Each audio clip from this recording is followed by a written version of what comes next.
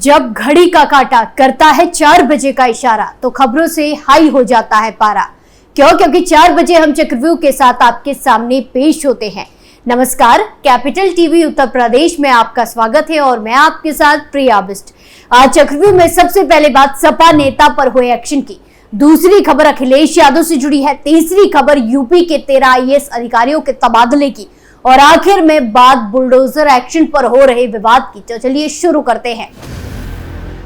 पहली खबर में बात एक सपा नेता की, जहां भदोही के सपा विधायक जाहिद जमाल बेग और उनकी पत्नी सीमा बेग के खिलाफ केस दर्ज किया गया है। बाल कल्याण समिति के चेयरमैन PC उपाध्याय की संस्तुति पर श्रम विभाग ने FIR दर्ज कराई है। मुकदमे में बरामद नौकरानी के साथ मारपीट और प्रताड़ना करने का आरोप है। आपको बता दें कि भदोही नगर के मालिकाना मोहल्ले में विधायक जाहिद बेग के आवास में रविवार की रात में 17 साल की किशोरी ने फांसी लगाकर खुदकुशी कर ली थी। उसके बाद अधिकारियों ने निर्देश पर श्रम विभाग, बाल कल्याण समिति, जिला प्रमोशन विभाग की टीम ने जांच की। उसी दौरान एक और किशोरी को बरामद किया गया। मेडिकल और बयान दर्ज करने के बाद नाबालिग नौकरानी को प्रयागराज स्थित बाल संरक्षण गृह भेजा गया। शुक्रवार को इस मामले में बाल कल्याण समिति के चेयरमैन श्रम परिवर्तन अधिकारी ने देर रात भदोही कोतवाली में विधायक जाहिद बेग और उनकी पत्नी सीमा बेग के खिलाफ बाल श्रम, बधुआ श्रम समेत विभिन्न धाराओं में FIR दर्ज कर ली है। आपको बता दें कि समाजवादी पार्टी के राष्ट्रीय अध्यक्ष और पूर्व मुख्यमंत्री अखिलेश यादव के करीबियों में से एक विधायक जाहिद बेग भी हैं। जाहिद बेग भदोही विधानसभा सीट से सपा के विधायक हैं। वो 2012, 2017 और 2022 में यूपी विधानसभा चुनाव में भदोही सीट से चुनाव जीते हुए हैं। 1964 में जन्मे जाहिद बेग ने साल 1993 में सीमा जाहिद से शादी की थी। उनके 2 बच्चे, एक लड़का एक लड़की है। उन्होंने स्नातक तक की पढ़ाई की है। जाहिद बेग के पिता यूसुफ बेग सांसद रह चुके हैं। वही सब मामलों को देख और सुनकर समाजवादी पार्टी में भूचाल आ गया है। सपा प्रमुख अखिलेश यादव की मुश्किलें लगातार बढ़ती ही जा रही है। एक के बाद एक सपा नेता कानूनी पचड़े में फंस रहे, जिससे कई सारे सवाल खड़े हो रहे हैं। यूपी में 10 सीटों पर उपचुनाव होने हैं, जो यूपी में होने वाले विधानसभा चुनाव का रास्ता तय करेंगे। उसका सेमीफाइनल की तरह है। लेकिन ऐसे समय में सपा नेताओं का कानूनी पचड़े में फंसना पार्टी की मुसीबतों को बढ़ा रहा है, जिसका असर होने वाले उपचुनाव में जरूर देखने को मिल सकता है। बीते दिनों ही कई सारे सपा नेता गंभीर मामलों में फंसे थे। जहां पहले मोहित खान फंसा तो अखिलेश यादव का बयान सामने आया कि DNA टेस्ट होना चाहिए। दरअसल अयोध्या पुलिस ने 30 जुलाई को जिले के पूरा कलंदन थाना क्षेत्र के बदरसा नगर में बेकरी की दुकान चलाने वाले मोहित खान और उसके कर्मचारी राजू खान को 12 साल की लड़की से गलत काम करने के आरोप में अरेस्ट किया। जहां एक तरफ सपा नेता मोहित खान को लेकर अखिलेश यादव ने ट्वीट किया, उसका समर्थन किया, लेकिन रमाप सिंह यादव के केस में पहले ही पल्ला झाड़ लिया। मामले के सामने आने के तुरंत बाद समाजवादी पार्टी की कन्नौज शाखा ने एक पत्र जारी किया।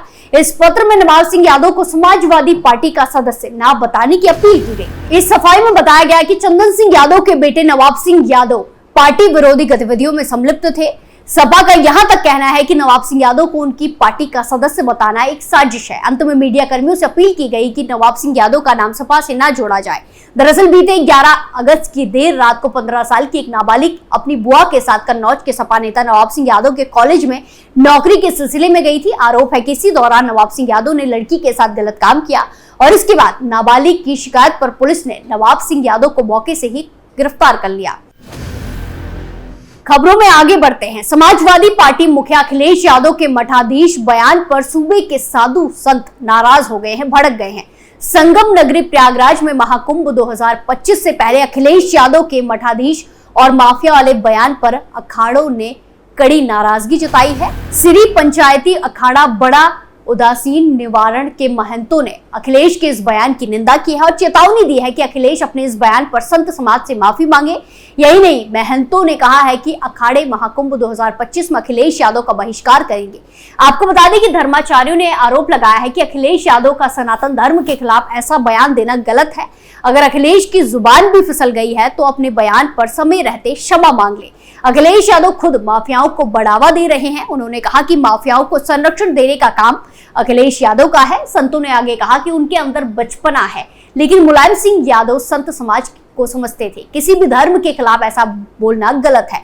अन्य धर्मों के प्रति अखिलेश यादव ने कभी कुछ नहीं बोला। संतों ने कहा कि मठाधीश माफिया का अंतर और मठ मंदिर की मर्यादा अखिलेश यादव नहीं जानते।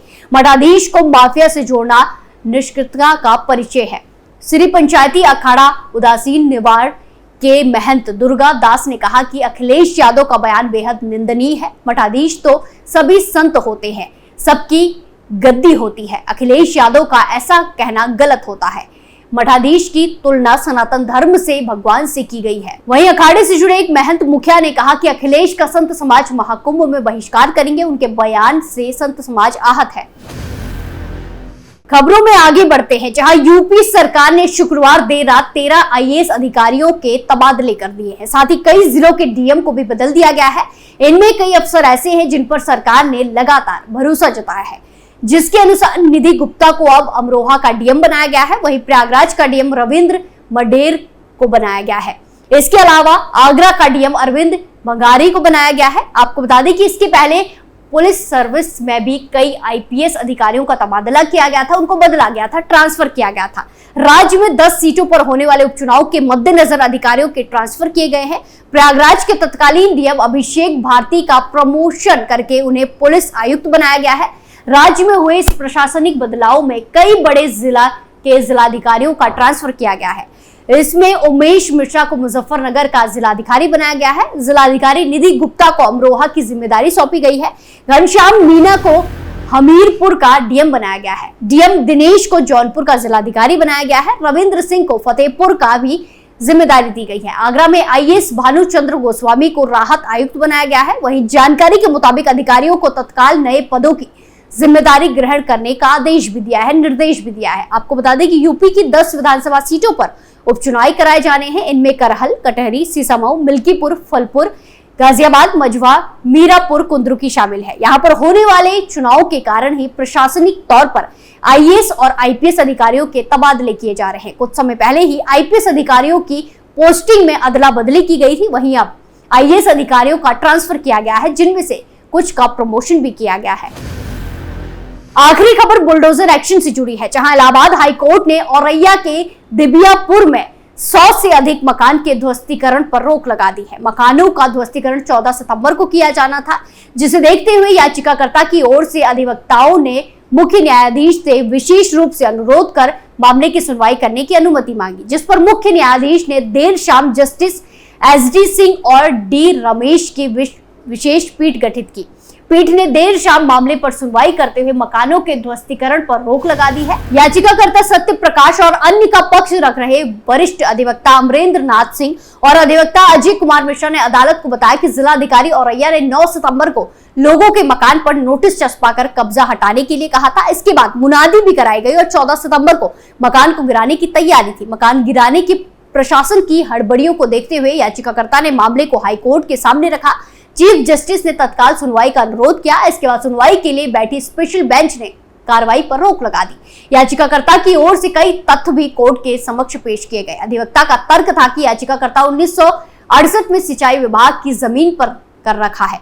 1993 तक उसमें किराए भी लिया जाता था। इस बीच एक जनहित याचिका पर हाईकोर्ट ने प्रशासन से मौके की रिपोर्ट मांगी। जनहित याचिका में कहा गया कि सिंचाई विभाग की जमीन पर अवैध कब्जा कर लिया गया है। हाईकोर्ट का नोटिस मिलने के बाद जिलाधिकारियों ने मकान के ध्वस्तीकरण के लिए आदेश पारित कर दिया। इससे पहले भी औरैया में कन्नौज मार्ग के चौड़ीकरण के लिए 50 से 60 मकान गिराए जा चुके हैं, जबकि अन्य का मामला कोर्ट में लंबित है। हाईकोर्ट ने पूर्व में इस मामले में याचिकाकर्ताओं को अधिकारी के समक्ष प्रतिवेदन देने के लिए कहा था, जिसमें 4 मई 2024 और 20 मई 2024 को अधिकारियों ने निरस्त कर दिया था। इसके बाद जिलाधिकारी ने सभी मकानों पर ध्वस्तीकरण के लिए नोटिस चस्पा किया। इस प्रकरण की अगली सुनवाई 17 सितंबर को नियमित अदालत के समक्ष प्रस्तुत करने का निर्देश दिया गया है। ध्वस्तीकरण की नोटिस के बाद मकानों में रह रहे लोग इस बात से भी चिंतित हो गए थे कि आखिर वो अपने सामान को लेकर कहां जाएंगे।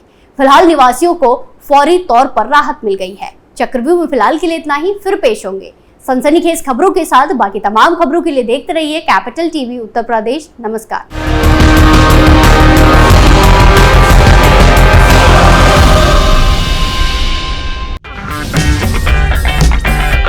अगर आपको हमारा वीडियो पसंद आया हो तो इसे लाइक करें, हमारे चैनल को सब्सक्राइब करें और हाँ, बेल आइकन दबाना ना भूलें ताकि आप तक हमारे वीडियो की नोटिफिकेशन पहुंचती रहे। आप अपना सुझाव हमें कमेंट बॉक्स में दे सकते हैं। हमारे साथ जुड़ने के लिए शुक्रिया।